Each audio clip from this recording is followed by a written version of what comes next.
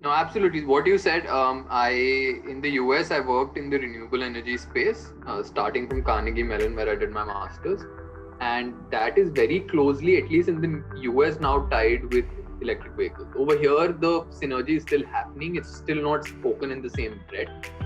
Uh, but yes, I then had a good experience at Invest India also. I in fact joined the electric vehicle team first at Invest India.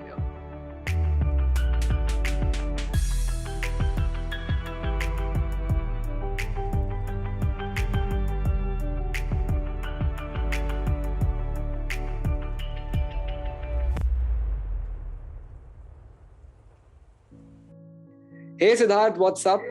Welcome back to Mike and Shots, bro. Hi, Divyansh. How are you? Great to be back. Great, Siddharth, great. So, for all those who are listening to the podcast, for the first time, I would let them know that Siddharth came for an episode earlier, and it was all about working for the government. So, a little bit of background about you before we begin, Siddharth. So, since this episode is going to revolve around electric vehicles, the market across the globe and in India. So you, from an education perspective, you've done your energy sciences course from Carnegie Mellon University in the US, right? So you have an idea about the US market, right? And you've Yes. also worked with Invest India, and you've worked closely with Niti Aayog and other ministries on the EV front as well. So you have, I'd say, broad knowledge about this area, electric vehicles, and that's why we are here today on Mike and Shots to discuss more about the EV market and how it's going to impact India as a country also. Right. No, absolutely. What you said, I in the US, I worked in the renewable energy space, starting from Carnegie Mellon, where I did my masters, and that is very closely, at least in the US, now tied with electric vehicles. Over here, the synergy is still happening. It's still not spoken in the same breath. But yes, I then had a good experience at Invest India also. I in fact joined the electric vehicle team first at Invest India. I was in the EV team before I started doing some of the other things that I've done, and we've discussed that in the last podcast. Yeah. So I do have some knowledge. I won't say a lot of expertise, but definitely some broad knowledge of where we're headed. Got it. So tell me, Siddharth, the first thing I want to actually discuss about is uh, what is happening in the current scenario in terms of transportation, in terms of urbanization, right? And what's really happening? Yeah. So you were stuck for a minute, so I will let that pass. Anyways, yeah. So what's happening? It's very interesting. Globally, there's a recognition that we have reached a point where climate change is now going to be a big problem. Recently the IPCC also released a report that we probably are already in a path which is not very good. In Western countries and several other countries, including China, this realization came a few years ago. So what they started doing is they started focusing on the transport sector also from an emission standpoint. And if you look at the data that's available, about 16 to 20% of global emissions is from the transport sector. Majority comes from the road transport sector. So obviously a lot of freight traffic, passenger vehicles. Also depends on which country you're in. In the US, there's a lot more road traffic and there's a lot more road usage. So you have it more over there.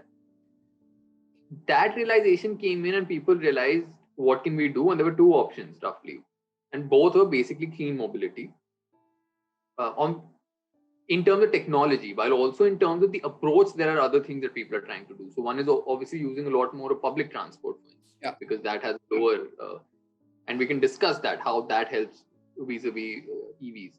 On the clean technology itself, there were two things that people were focusing on. One was fuel cells and the other was electric vehicles. Now, when I say electric vehicles, even fuel cells are technically, in a way, also electrically involved, but battery electric vehicles. So primarily lithium ion and various other chemistries around it is what BEVs or battery electric vehicles. And then hydrogen fuel cells, which have been there for a long time in terms of the research, in terms of the potential of the technology. But for some reason, they've never really hit the mainstream. Every time there's some commercial launch, it sort of doesn't take up. But if you look at electric vehicles, after Tesla, after a lot of these other companies, even in India, in China, it's just grown like crazy. Now that looks more viable right now. However, we can't discount hydrogen vehicles as well. Fuel cells. Good perspective, and it's a good start also. So that gets me to the point that we should discuss about is the fact that post the Industrial Revolution, which happened around the later 18th century, as I read in an article from National Geographic, after the Industrial Revolution, the pollution levels started rising across the globe drastically, right? Because of industries coming up in big cities, especially in the Europe and US, and then in India, right? India came later, much later. Because of that, urbanization is currently also increasing rapidly, especially in India, where people are moving from smaller towns to bigger cities like Delhi, Mumbai, Bangalore, etc., Hyderabad, right? For better opportunities, and that's where the industries are located right now, right? Manufacturing industries are there, right? IT services is there, right? And because of that, the rapid urbanization, there is an increased need for transportation. So I think since China also realized this 2 years, ago, that it's important to go electric and all that, right? But why did that happen? That happened because of rapid urbanization, the increased need for transportation, and especially local transportation, where you move from one place to another using a road transport, essentially a private car, right? Where there is no public transport, you completely depend on a private car. For example, a few years ago in Delhi, we did not have the metro and other sources of transportation, so we heavily depended on the private vehicle. Absolutely. And even on, if you go commercial, right, on if you go to aeroplanes also, even planes, since it was a great discovery, happened around the early 20th century, right? The Wright brothers invented the airplane, not discovered, invented. Unless you realize that it was done so far back in Indian mythology, and so it was Ramayana and all. discovered. Yeah. Although it's a great invention, but still aeroplanes pollute like anything. One of the top polluters, as in when it comes to the transportation segment, it's road transport, which is private cars and maybe buses and trucks, planes, and then it's also the ships which are there closer to the planes, and at the end it's the trains. So trains are kind of the most eco-friendly, even if they are diesel engines or petrol engines. So, and I think because of this rapid urbanization and need for transportation, the global warming perspective has come in, right? Greenhouse effect is increasing the temperatures, right? So I think because I read a recent report that we're going to increase the global temperature by like 3 degrees if we don't control it right now by 2050 or something. Not sure about the year, but it's there's a forecast. So there's a bigger need to shift to other sources of fuel. So we depend heavily on fossil fuels like oil, coal, and gas. And if you talk about India, I think 85% of the oil is imported from the Middle East and other countries, right? So we heavily depend on oil. And I think if we shift to electric as a country also, it's going to benefit us in many ways. There may be some downsides also. So we're going to discuss more of that. But that is just the context I wanted to set with you before going forward on this. No, absolutely. And I think you've done a great thing by actually rolling in a bunch of things that are very important in the EV discussion. Energy is the underlying problem or opportunity for all of these different things, right? For any activity in life, we need energy, from electricity to doing whatever, industry, offices, transport, obviously. So moving electric in all of these sectors is very important. Transport being one of the low-hanging fruits that we can target right now. There are industries like steel making and cement making where it's a little harder. In fact, the first ever steel produced by electricity, green steel, happened recently. I think like a month back. Oh wow! So it's a bigger problem that you've put your finger on, and we need to remember that. On your other point about rail transport, there's electric trains as well. The metro, for instance, is electric. A lot of the trains that we have are electric. So it is a pioneer in electric vehicles. It's not a two-wheeler or four-wheeler, but it is definitely much more environmentally friendly, though there are issues of actually laying down tracks across sensitive areas and things like that. So that is also a very critical thing that you mentioned. And the third thing is the effects of global greenhouse gas emissions and the rise in temperatures. If we don't control that, a lot of the low-lying countries, South Asia, for instance, Africa, LATAM, they will face a lot of big problems.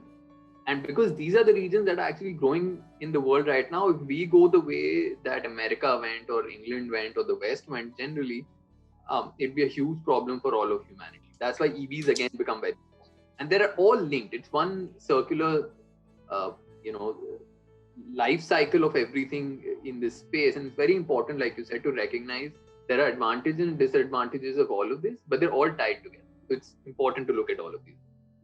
Awesome perspective, yeah. Tell me one thing, Sid. When it comes to the globe, right? Especially talking about US and China, can you shed some light on what's happening in the global EV market? You talked about China. Can you shed some more light on what's happening in the US and what's happening in other countries? Certainly. So the US market basically began, if you actually go back in history, the first automobiles were electric. Oh, surprisingly. Wow. Yeah. Then it took 100 years to come back to electric. So that is the life cycle of four-wheelers and sort of passenger vehicles, if you look at it overall. In America, the shift has started happening. I'd say it's been 5 years, 6 years since we've actually seen a shift towards electric vehicles. Earlier on, there were issues of range anxiety. People were like, oh no, I travel so much. And they are a very vehicle-heavy market. So they do use passenger vehicles a lot for daily commute. All of them had this issue of, I can get gas at a station. I can't really get electricity from anywhere else. And I can't wait for 18 hours to charge. Couple of things happened that actually accelerated this movement. One was the rise of renewable energy. So once you had a lot of solar and wind happening, you realized we are producing so much, but we need to store it somewhere. Where do you store it? Batteries. Yeah. As soon as you started investing in battery research and battery manufacturing, the cost of batteries started coming down, especially lithium-ion batteries and different chemistries within that family of batteries. So once that started happening, electric vehicles became more, viable in the global scene. Number two, what started happening in the US, because it's an advanced economy and the people there are actually thinking of things beyond regular sustenance only, they became a lot more cognizant of the fact that the global warming phenomena is actually true and it's happening. Now, don't forget about the fringe elements who don't believe in all of this. But the larger population started seeing that this is something that's happening. And at that juncture, there was a company called Tesla, which sort of jumped in and said, here is a future where your vehicle can be electric, you can get your power from solar panels on your roof, and then on to space and doing other things also. But it was quite revolutionary in that aspect that it showed a vision for what is possible. It moved away from electric vehicles as a quirky thing, that's something you do because you feel for the environment. Like making your hair green or something. No, it's going to be a beautiful car that's going to give you great performance that you can drive around and feel proud about owning. So sort of an moment for electric vehicles. That is what it did. And that's where the change started. And now we have a lot of companies who are actually producing electric vehicles, a lot of startups that are coming into the space. And I think almost all of the existing companies from Ford, General Motors, your Toyotas and everybody else, they're actually producing vehicles for the EV segment. And a lot of them have plans in the next 10 years to actually move into only EVs, which is the heartening thing. Nice. I think one more to add to that, I think I heard somewhere that what Elon Musk is doing with Tesla, Steve Jobs did with Apple, right? In terms of innovation. Absolutely. And while I don't believe in sort of making one person the flag bearer of everything, because there are many researchers, many people who work in electric vehicles. Even in India, you had now, which is Mahindra Reva. There used to be a small, very cute looking electric vehicle for a while coming out of Bangalore. So these technologies have existed for a while, but you need somebody who can package it all together, improve the technology, improve the design, and make it an object that people actually aspire to. It doesn't just then become on your shelf in the store. That's something that you to buy. That's what Elon Musk has done. And he's not only done it in one industry, he's done it across. And again, comes back to a point about how everything is related. So he's doing Solar City, which is renewable energy. He's doing Tesla. He's doing all of the things that can make them all fit together. And so it's quite interesting what he's done. He is maybe one of the people who's actually responsible for this paradigm shift that we're seeing when it comes to attitudes towards EVs and product development of EVs as well. Wow. I think that was more about the US market you pointed out. I think the US is definitely doing great stuff in EVs, but to my surprise, when I read about this market, right, the global market, I found that China is kind of leading this whole thing, right? And I was surprised because I had never really studied about China from that perspective, never heard about China doing anything in EVs. As in, obviously they're there in EVs, but never expected them to lead this market. So I read that China has completely banned internal combustion engine two-wheelers. And the two-wheelers over there are completely electric. Apart from that, China is the hub for battery manufacturing of the globe, right? It's the hub, right? So for example, if in India we are riding, say, a Tata Nexon EV or maybe a Mahindra EKUV, the car they've launched, although the car is manufactured in India, right, but the battery packs come from China. So there's heavy dependence on China, and I think they really recognize this potential market quite early, and they've developed their systems around it. I think even US has done that. These two countries are actually leading this whole pack when it comes to the global market, right? Absolutely. So again, you have to look back to why this has happened. They were the first, well, not the first, the US was the first in renewable energy in terms of the research and getting the products out. Europe picked it up, and then China came in. And as soon as China came in, they actually increased the capacity of manufacturing of all of these technologies. So now they were the market leaders in solar, for instance, and a lot of the wind technologies. Everybody then came to a realization that you need to store this energy. They realized that too. And because utilizing the skills that they have been able to develop over the years in renewable energy, they jumped into battery manufacturing. So they have huge scale plants to actually manufacture batteries for EVs, but also other applications, consumer electronics, for renewable energy storage. So a lot of different things. And that gave them a head start. And I think they were very quick to recognize that this is the future of transportation. And that's how they could really go into that space very aggressively. India recognized it, but because of a lack of a manufacturing base, for instance, could not really jump into it.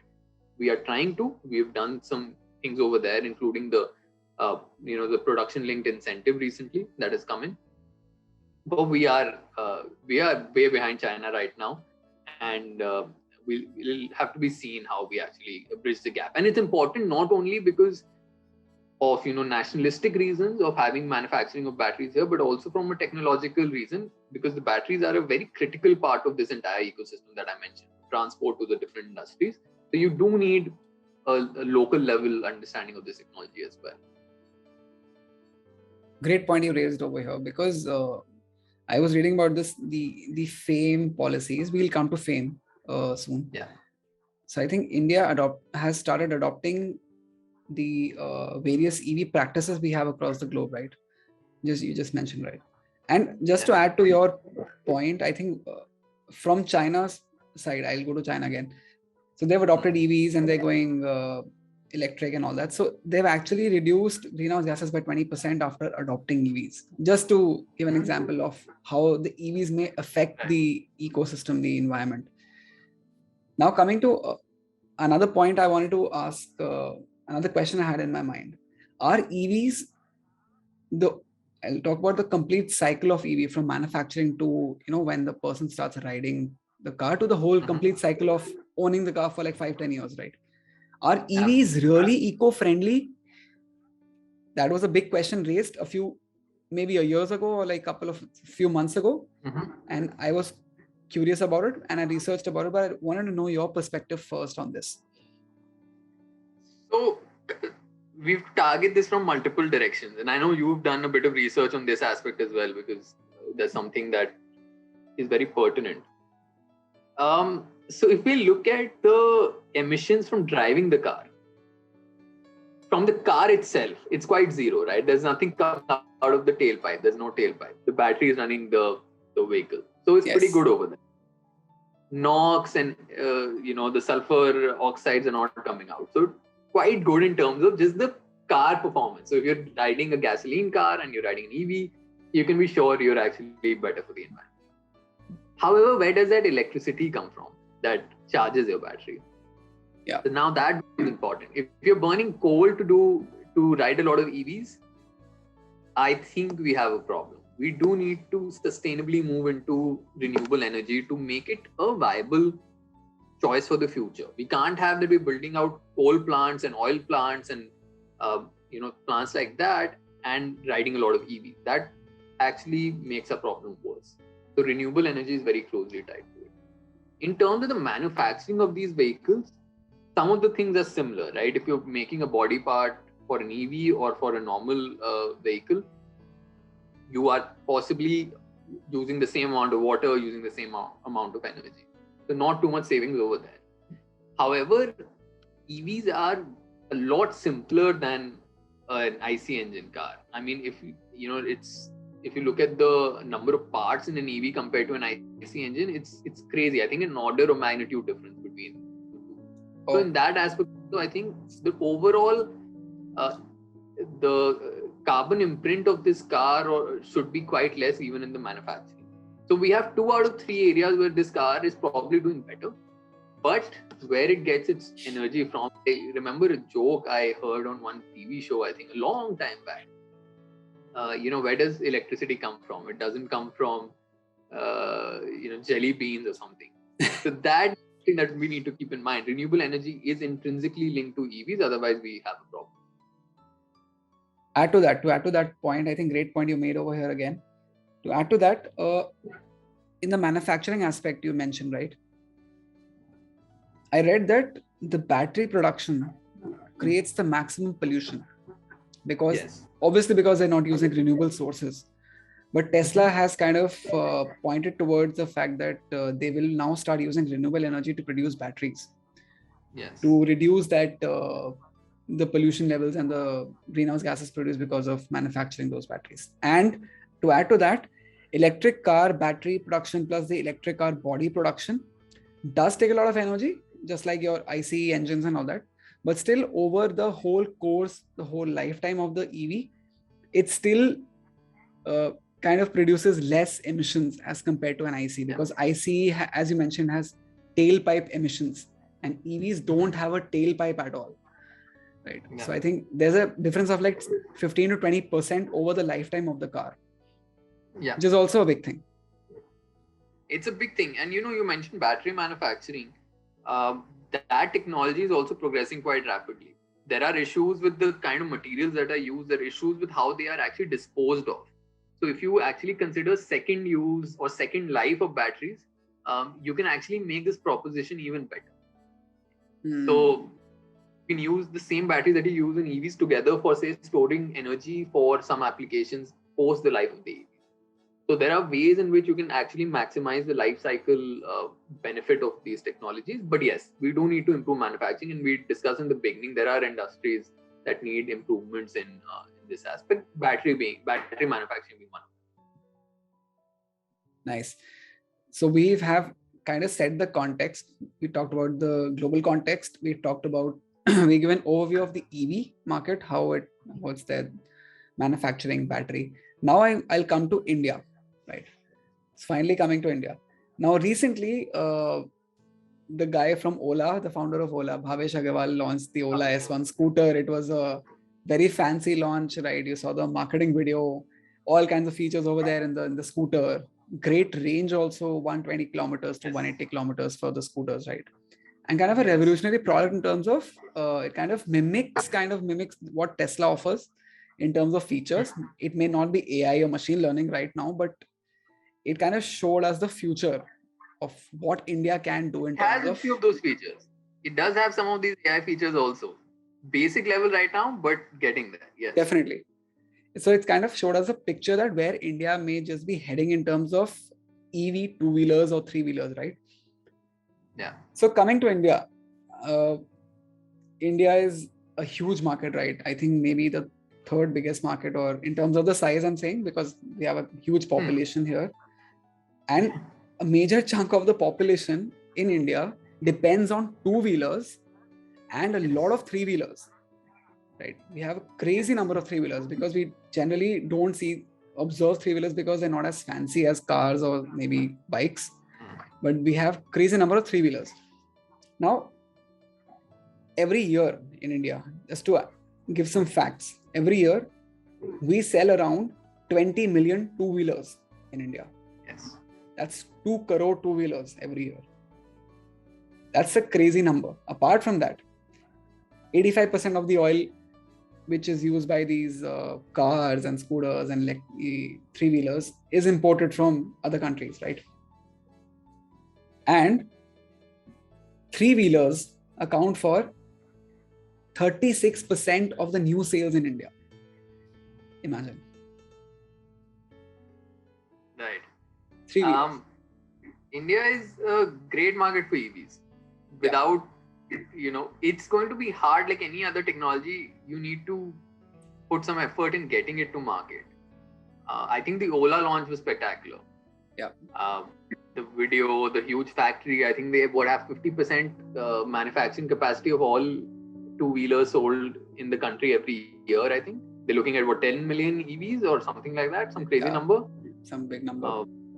Giga factory or whatever factory. Ather Energy is again a startup two-wheeler. They have a factory very close to the Ola factory. They are looking at some huge numbers.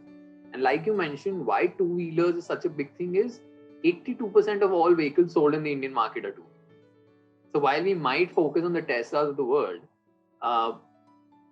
the government and several other people realize that two-wheelers are in fact probably the best place to begin pushing these technologies in. Is it the correct approach? We can discuss it a little bit more because there are two schools. One school of thought says because the numbers of these people using these technologies, two-wheelers and three-wheelers, are so much more, that's where we need to focus. Other people are saying let's create an aspirational class by maybe having a Tesla here or having some other electric vehicles, four-wheelers. When people see that, they'll realize these are being used, and then you can push these everywhere else. Like how smartphones, right? People started getting Apple first, and then that sort of went into the cheaper Chinese and Indian phones, and people started taking it. Which side is correct? I'm not sure. We can discuss the merits and demerits of it. But what is definitely sure is that the technology globally is at a level now that it can be pushed into the country. So if you look at two-wheelers and three-wheelers, I feel it is the right approach to push them in. With this ranges that people are offering now, 100 plus, I think that covers a day's usage of the vehicle. But then people will say, the electricity supply in India is not good enough. So how do you charge it during the night? Most people live in apartments. How do you charge it? You can't take the bike up to your balcony or whatever. So there are some practical problems there which need to be worked out, and people are doing it through their fast charge networks and their various other things that they're trying to set up in terms of infrastructure. But we had to start somewhere, and if we are selling 20 million of these things every year, then we have other public transport items like three-wheelers, which are used for not only for people but also for a lot of the intra-city freight, right, and commercial usage. We have those. We have all of these Zomato and Swiggy riders who are using two-wheelers. Why not target these? Maybe have a fleet approach, maybe work out with companies, figure out what can be used, and push it there. And that then people see that, hey, look, this guy next to me is riding an Ola scooter. Maybe it makes sense for me to get one too. Maybe my next purchase should be that. And that's where FAME 2 and all also come in, because the government initially came out and said we need 100% of new vehicle sales to be electric by 2030. Now that's been pared down to, I think, 30% at this point, because it's not probably wasn't realistic when they said 100%. But can we expect some big numbers? I think so, even though currently the sales are quite limited.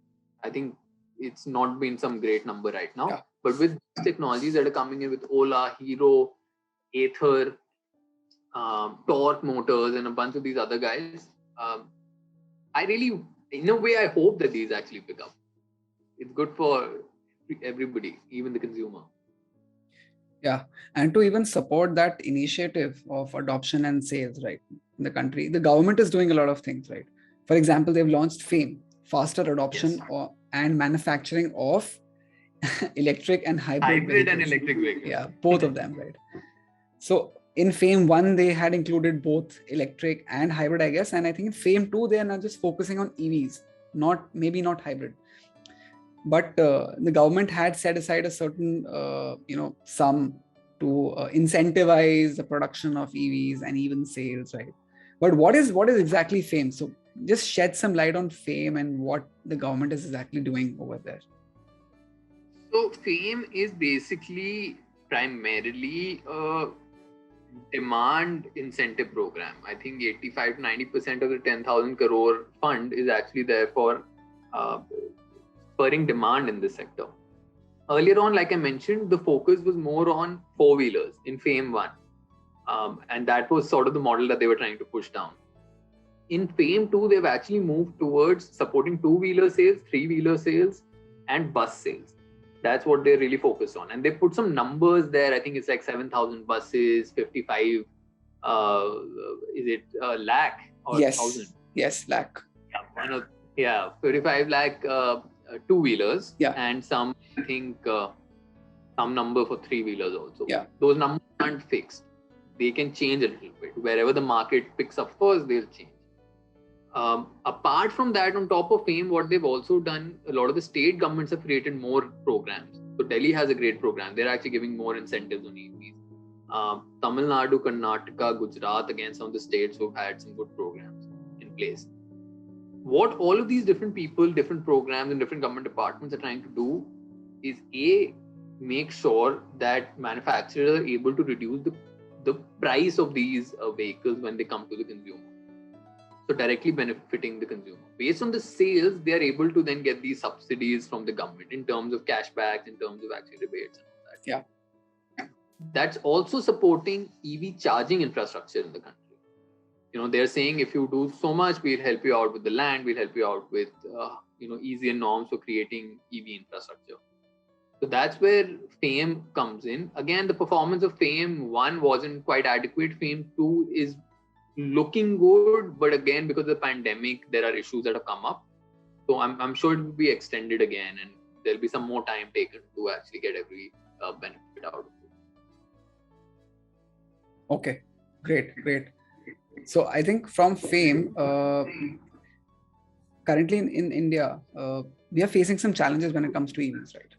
First, there are a lot of challenges, and one of them is range anxiety. Yes. Will my car go up to 300 kilometers an hour or 200 kilometers an hour? Even two-wheelers, right? Then there is the battery production capability, which the country doesn't really have. It depends heavily on China for that, right? Or other countries maybe, right? And many of these cars, for example, if you take an example of the MG ZS EV or maybe the Hyundai Kona, these cars are manufactured in, say, Korea. For example, Hyundai comes from Korea, Taiwan, and MG comes from another country, say UK or China, right? Completely built up from there. And only Tata and maybe Ola now and Mahindra are manufacturing the vehicles, but still depend heavily for batteries on China, right? That's another challenge for us, because we need to produce batteries to be able to sell the cars cheaply at a much cheaper rate, right? Then comes the problem of infrastructure, right? We don't have as many, charging ports. For example, I read that to support 20 lakh EVs, we need at least 4 lakh charging points, right? And I think the goal of FAME is to make India EV friendly, or majority of the vehicles should be EVs by 2030, right? For that, we need 29 lakh charging points, and we are not really close to that mark. So, and that's a problem, because in India, say, if you look at the country as a whole, right? If you go to smaller towns, people park their cars or scooters at random places. They don't really have designated spots like the US or maybe China or bigger countries, right? Or more organized countries.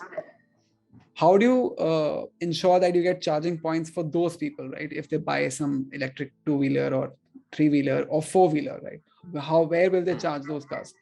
And then, as we discussed earlier, that we have reached a point now that we're getting 24 hours electricity in even smaller towns where we did not have much of a electricity consumption, or maybe the supply was not there. And a recent experiment was conducted in 2016 by Ola, where they kind of connected 6 cars to a grid, and it collapsed. So we need that infrastructure in terms of grids, right, to support the requirement. And as per another report, when we start adopt EVs more and more, the energy requirement for the EVs will increase by 100 terawatt hour. Maybe I'm not sure about the unit, but it's 100 TWh. I think it's a huge number, maybe in terms of the requirement, because we always talk in megawatt hours. It's another level, right? So we will depend heavily on renewable energy for that and non-renewable energy for that. So it's going to be a mix of these for a long time. I think that's another thing which they pointed out. So for India, it's a challenge, but I think companies like Tata, Ola, and Mahindra, right? These are coming forward, and they are taking the initiative to make it easier for us to maybe purchase an electric vehicle and make the country move towards that. And that's also important, because if we don't decarbonize right now, there's a term called decarbonize or uncarbonize, whatever. Like if you don't reduce the carbon levels right now, by 2070, India will face a USD 35 trillion loss. It's a huge number, right? If we don't bring down the carbon levels right now, right? And the temperatures will rise by 3 degrees. 5 industries will get affected because of this: services industry, retail and tourism industry, manufacturing industry, construction industry, and transport industry, because the labor productivity will drop because of the heat, the rising temperatures, and the stress that comes because of that. So it's so connected, right? Everything is a cycle, adoption, and then carbon, the effect of carbon, and effect on productivity, and effect on industries. I think for us as a country, even as citizens of the country, we need to realize the fact that we need to bring those greenhouse gas levels down and adopt more green practices, apart from just depending on EVs also, maybe. So, in terms of what you said, multiple things that you've raised really got me thinking about which way we are headed. Let's start with infrastructure, for instance, right? Some people would argue we need basic roads to drive our EVs on right now. I mean, we are that lacking in infrastructure. So infrastructure is a big problem. The EV charging network problem, like you said, is actually a lot more serious than people sometimes think about in India. Too many of our people live in shanties, in small colonies where there's not enough space. You can't really have and also it's not safe, right? You can't have your scooter being charged outside. Your scooter, the charger and everything else will be gone. Too many of these things. And that's, by the way, that's a huge problem. When you design EV equipment, EV supply equipment, you actually think about how difficult it is to actually take out the charger, does it interlock and all that. So it's a real problem. The problem in India begins at that level where, as societies, as our geography is limited in terms of where these people are, how do we actually put this equipment in? Number two, because of the various kinds of vehicles, right? Two-wheelers is not such a big problem, say, in the West. People don't really drive two-wheelers. Electric two-wheelers are not really a thing. So over there, they don't really need to think about too many charging standards. In India, the charging standards are also actually, I hate to use the word, it's a mess. India basically allows all kinds of charging standards right now. So charging standards that are used in Japan and Europe, which is CADEMO. Then you have a CSS type 2, which is also used in the West quite a lot. And then you have Indian standards called Bharat AC 001, Bharat DC 001. So you have from slow charging to fast charging for different kinds of vehicles, all are all over the place. It's very, very different. And now the government keeps coming in trying to make sure there is some stability in terms of what standards people should be using, how it should be. It's not ideal. Ideally, we should have a standard that can work across two-wheelers and three-wheelers. That is an Indian standard, which is low cost, and then it can actually enable a lot more charging stations. So what the problem that we are facing now also is Ola is trying to set up their own charging grid. They'll have these places in every city where they'll charge their vehicles. You'll have Ather doing its own thing. You have Hero doing its own thing. The government will put something which might not be used by any of these because everybody is using standards, different kinds of connectors. It's like, you have your USB and you have your Type C and you have all of these different connectors. You can't use them across different phones, right? Well, it keeps you limited. Yeah. That is also quite a critical problem that needs to be looked at. Sometimes maybe the vehicle problem is solved already. The technology is quite clear to us. But what happens to the enabling infrastructure? Like on the manufacturing aspect, you're absolutely right. Battery manufacturing needs to be moved to this country. If we don't do that, from oil imports, we'll be going to battery imports. So that doesn't solve the problem of foreign exchange. That doesn't solve the problem of sort of national security and energy security from that aspect. So just changing your suppliers from OPEC and Saudi Arabia to China, I think is a worse move because you already are getting so many things from China in the first place. The trade balance, well, there's no balance, there's an imbalance in India and China. So that is quite a critical thing. In fact, so one, another policy that the government is working on, which has come out recently, is actually quite good for that. It's called the Production Linked Incentive for ACC. ACC being Advanced Chemical Cells, I think. So basically all the lithium ions of the world and all the new technologies that are there for batteries. And how production linked incentives work is that if you produce X number of products or X number quantity of a product, the government will give you some rebate on it. So a very popular one is in the smartphone PLI. So Samsung, if you notice, has produced, I think, quantities worth 15,000 crore this year, which was the target set for them for this year. So they'll get 6% of that cash back. So about 900 crore or something they'll be getting back.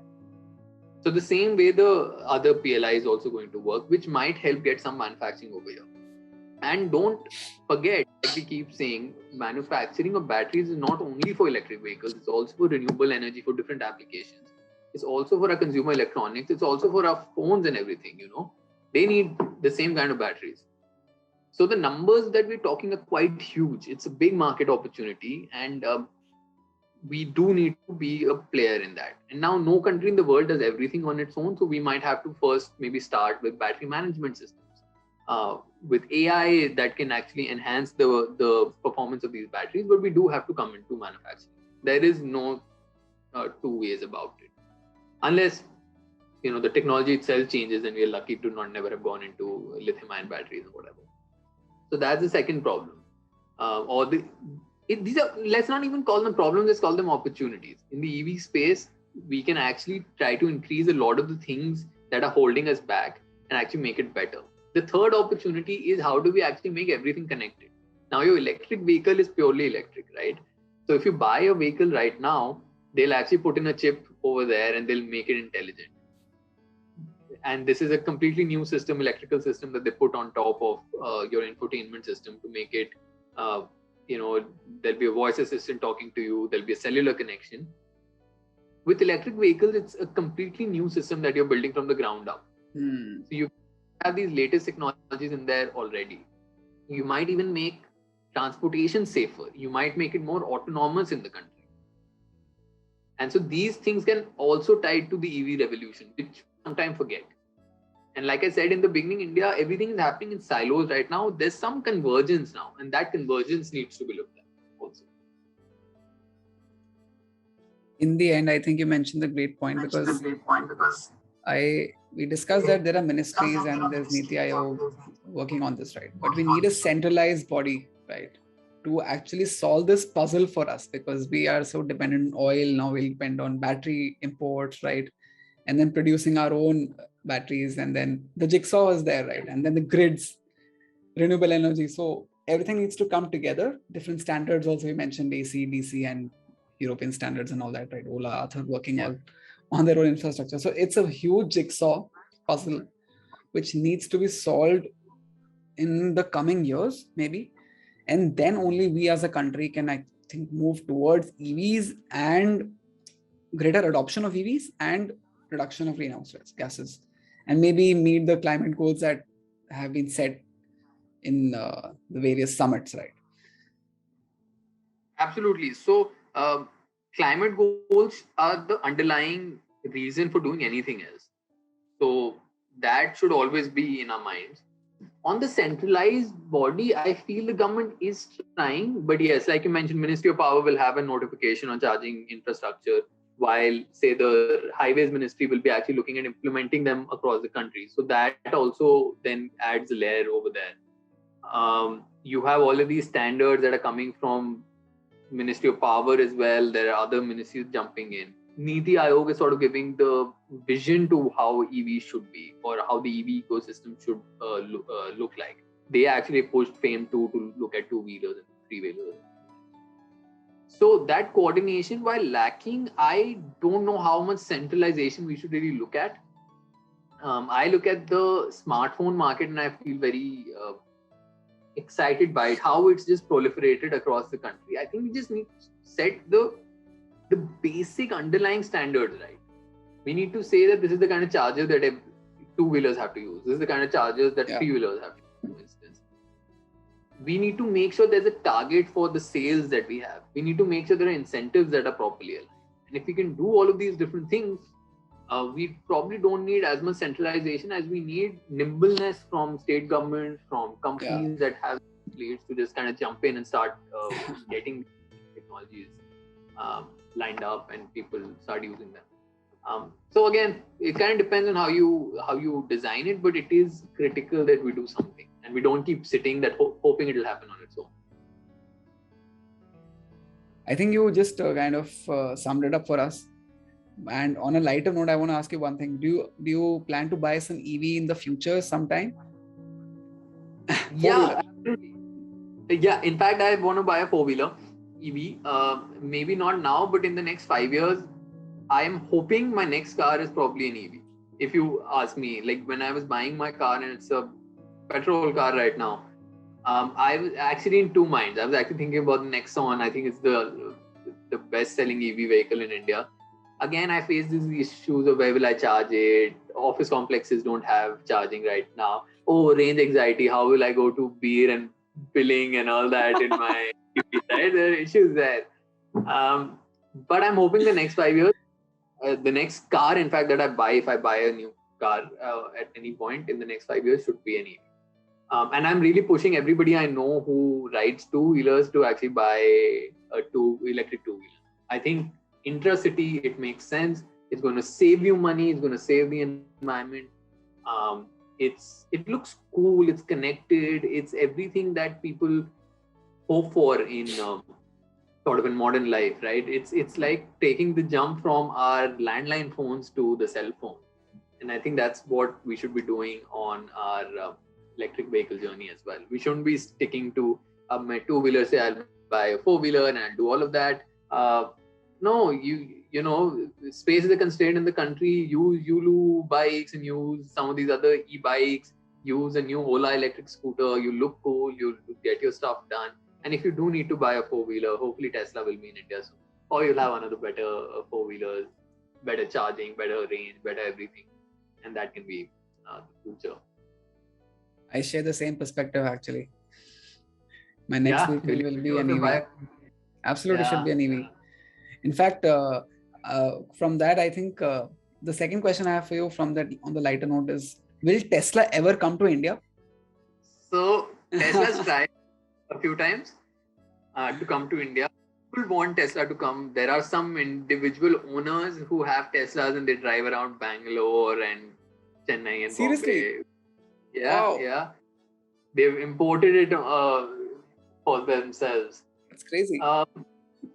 Tesla's recently hired a team, well, a person at least I know. That person also was at Invest India earlier, and that's how I know.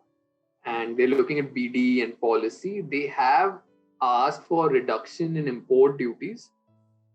Now that is a problematic area because the Olas of the world and the Tatas of the world are trying to develop technologies here and actually manufacture here. So you can't have somebody come in and get a lot of, then it becomes easy to just import, right? Make something in China, bring it here. Tesla argues that we'll do that and then we'll start manufacturing if the marketing. Chicken egg problem, I totally get where they're coming from, but I do hope they come in. Because when they come in China, we discussed in the beginning, when Tesla came in, it is still seen as the Apple of electric vehicles, right? People still aspire, it still has a market segment that will buy it because that is what it means to own an EV. Yeah. But so many companies in China, and you can look it up, there are a lot of these companies, BYDs of the world, that are producing electric vehicles that are smarter, that are maybe, design wise as beautiful as Tesla. They are doing cars that even Tesla hasn't produced, so mass market, premium SUVs, things like that. And that happened because Tesla came in. So it was like you throw good competition into the mix, and then the local ecosystem also has to pick up its game. Yes. Become better. Agreed. And again, an unintended effect of Tesla in the China market is the growth of all of these companies. And they are quite good. In fact, sometimes I hope they come to India before Tesla or with Tesla. And I'm hoping, your Tatas of the world also develop even better vehicles. Why not? It's possible.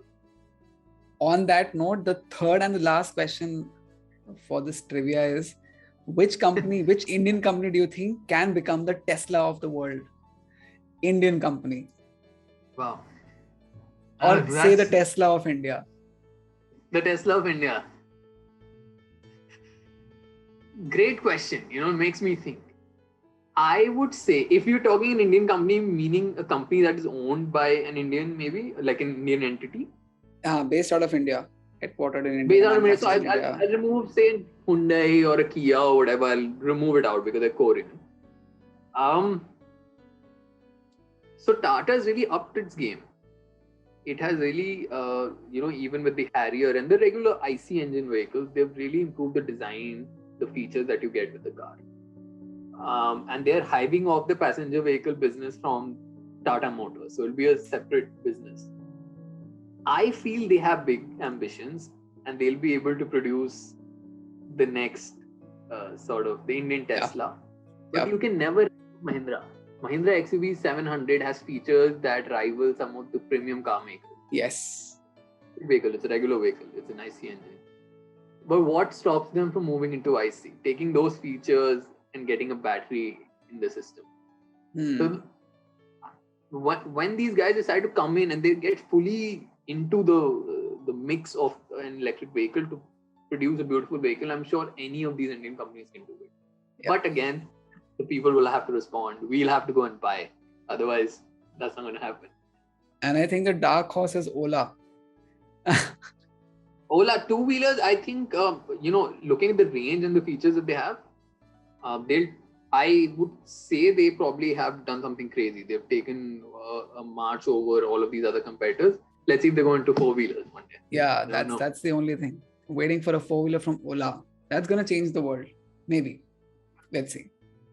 I'm curious if they bring back Nano with electric. Will it? Oh, dude. That's going to be something crazy if they do it. Because European markets have these smaller cars that they use for city travel. So I think the marketing on the Nano went wrong. Otherwise, it was a good car. At one point, it was a good car. Yeah. Affordable one, and I think great for short city rides and stuff, right? Absolutely. So I think, Siddharth Chaudhary, we've had a great conversation around EVs. It went in depth because we discussed the effect of EVs and what the country is doing, what is happening in the globe. On that note, I think we'll end this episode. And I think we've shared some great perspectives, and even the audience loved it. And if the viewers the listeners have loved it, they can actually reach out to us and even have some conversation around EVs if they want to. And on that note, I think, Siddharth Chaudhary, we should end this episode, and I'll see you again in another episode of Mike and Shots. And take care, brother. All right, thank you. I hope EVs become strong and everybody comments about their favorite EVs in India, what should be done. And we can have a follow-up episode maybe in a few months' time where we're talking about sales of Ola and sales of Ather really going out of the roof. And yeah, looking forward to our next conversation. Hopefully it'll be another interesting one. Let's try and get Elon Musk next time on the podcast. That sounds good. Let's do it. Chalo, bro. I'll log off. All right. See ya. Bye-bye. Take care. Bye. Bye.